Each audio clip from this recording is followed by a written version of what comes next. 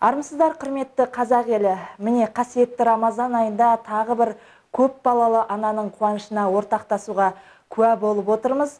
Бүгінде Дана есімді 5 баланың анасы 3 бөлмелі пәтерге қол жеткізгелі отыр. Алланың қалауымен, жақсы жандардың қолдауымен, міне Харекет қорының қолдауымен пәтер кілтін табыстау сәті келіп отыр. Олай болса, құрметті Дана, келіңіз, салтанатты түрде өзіңізге табыс етейік.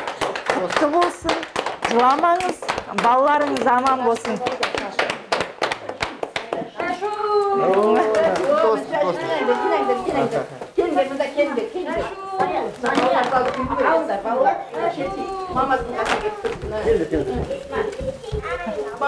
Еліміздің тыныштығын, береке, бірлігін мәңгі қылсын. Осындай мынау Харекет қайырымдылық қоры осындай қиын заманда осындай жақсылық істеп жатыр.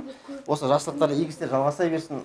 Бүлдіршіндер иманды салиқалы азамат болсын. Осы қоныстарыңызға берекелі құтты болсын. Амин. Құтты болсын. Амин.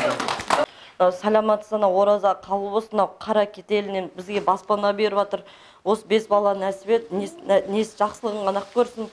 Бәріңізге оразада тек қана жақсылық деймін. Осылай бізді қуантып, бүкіл Харекет қорындағы жұмыстағы Гүлмира Мұқанова апамызға, бүкіл Ұлжан Тәте Рашид апаны Харекетте бәрі атсалысып жатқан кісілерге, қанат көкеге бәріңізге Алланың нұр жаусын, ораза қабыл болсын.